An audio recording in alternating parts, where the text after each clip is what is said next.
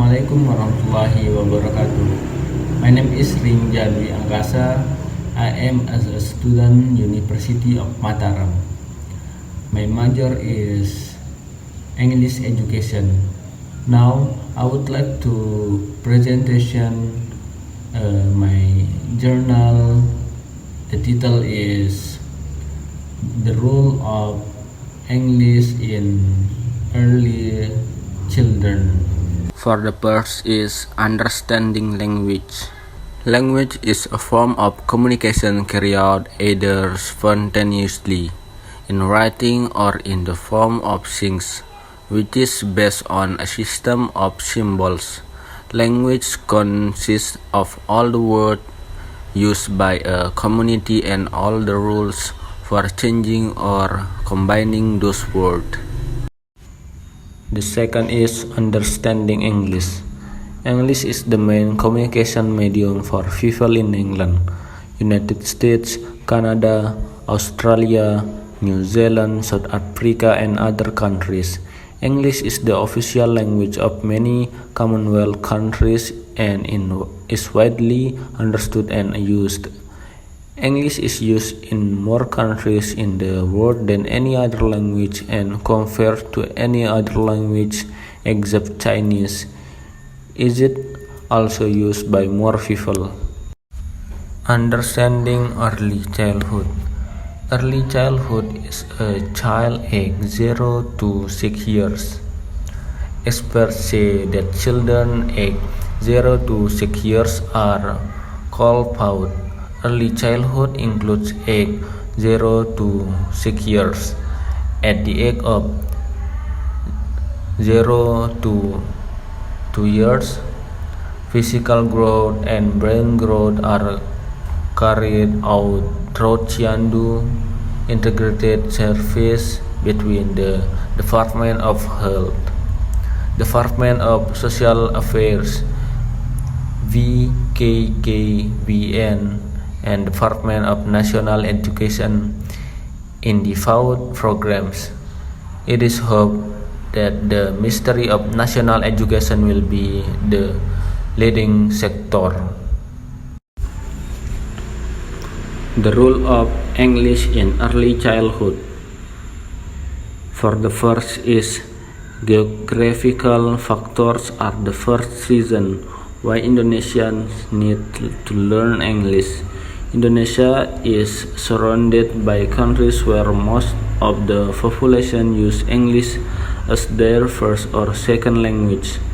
These countries include Singapore, Malaysia, Philippines, Thailand, Australia, and so on.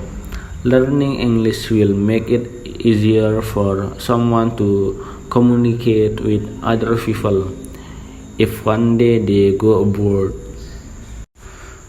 The second, English needs to be studied because of its widespread use as language of international communication. In order to be able to communicate with people from different backgrounds, culture, and countries, English is the main choice that is often used in communication. An example that is easy to see in the world of tourism. Tourists who travel abroad usually use English to communicate with local residents. Apart from that, English is also the official language of interaction in the world of transportation, both in the air and at sea.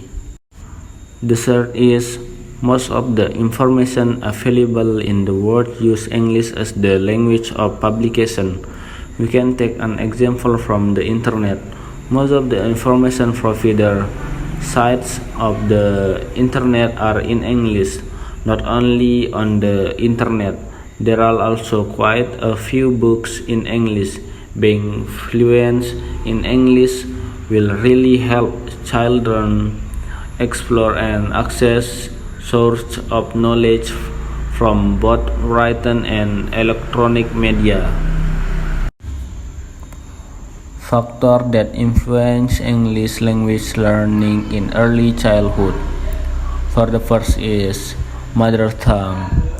The intrinsic characteristics and skills that have been formed in learning the mother tongue or first language really help children in learning a new language. In this case, English, there are similarities between mother tongue and foreign language learning pattern, but there are also many differences, especially in the term of spelling, pronunciation, including stress and intonation, structure, and vocabulary. These differences can influence the process of learning foreign language for children. The second is teaching materials. Selecting material as teaching materials with learning techniques that are appropriate to the child's age and interest will please students. Children have great attention to things that concern their interests, for example, facts, football, family, and hobbies. Teaching material should be able to stimulate students' active learning with clear and meaningful goals with clear instruction. Experience, assessment, and learning activities must involve students. Word choice and grammatical difficulty levels need to be agreed sequentially from easiest to more difficult. Third is social interaction. Warm communication between students and teachers as well as students and student will provide a sense of security for each student and increases their self-confidence in learning a new language. Social interaction makes children use language and makes them learn from each other. This relationship can be established through games, songs, and learning activities carried out in pairs and in groups. Communication with friends in the form of questions and answers can help students become brave in using language. The fourth is learning media.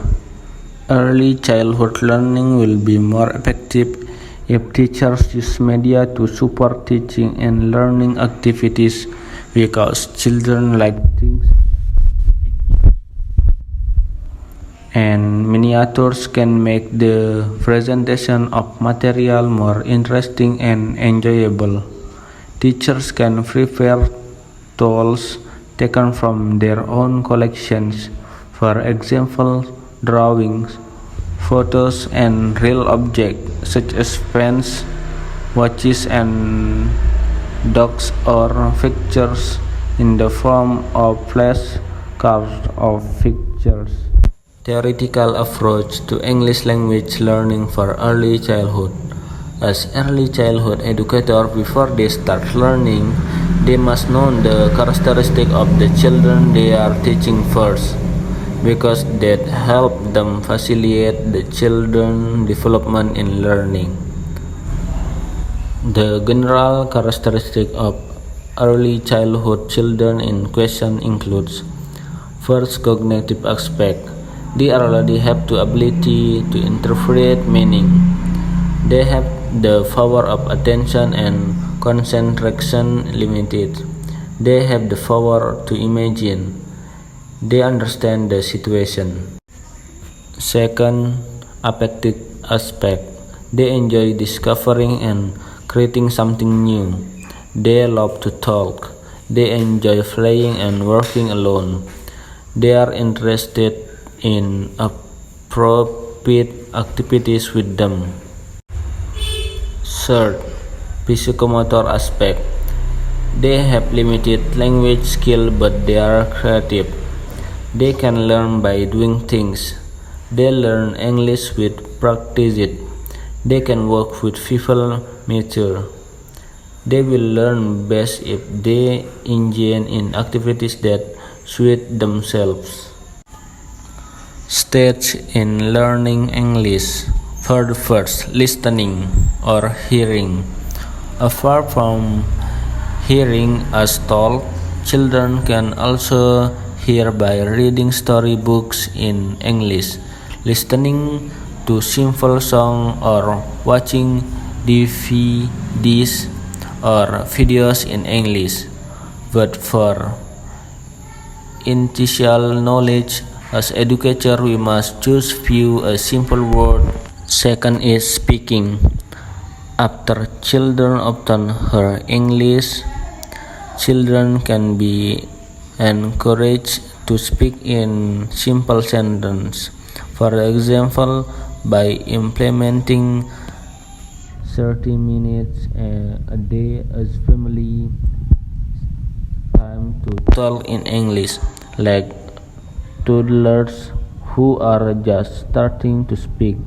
Children also start to speak in English, even with one word like book, when they see their older sibling carrying a book, then develop it into short sentence like she brings a book. The third is reading. There are two general methods for teaching children to learn to read in English, namely the whole language approach and phonics. The first is the whole language approach is a method of learning to read by making language one unit. Learning to read must also be appropriate to the context. The method places more emphasis on the meaning of a word. For example, when children see the word cat, they are immediately told that is the pronoun cat and that it means cat. Usually, children learn to read by memorizing words that have already been mentioned. Second, learning to read rote letters by spelling them one by one. For example, cat means spelled K-E-T and read cat. Each word is phrased into letters because children learn rote spelling. It takes longer to be able to read, but the advantage is that it is easier for children to write down the word they hear. And the last one is writing. This is the most difficult stage in learning English because there are many rules that must be obeyed. Usually Indonesians will definitely find it difficult to speak English. Actually, it's not because you can't, but because you are afraid of being wrong. In fact, even if we mispronounce the structure of several sentences or use the wrong language, the person we are talking to will definitely understand. But it's different with writing. When we make lots of grammatical and spelling mistakes, it could be the people who read our writing don't understand what we wrote. Because this is relatively difficult, writing is the final stage. As educator, we should not rush to teach grammar or writing if children have not mastered the previous three stages. Things that need to be considered when carrying out English language learning activities for young children so that learning can achieve the expected goal. For the first, complete learning activities with visual media and movement as well as combination of spoken language with body language or demonstration. Second, involve children in creating visual media. Third, move from one activity to another quickly.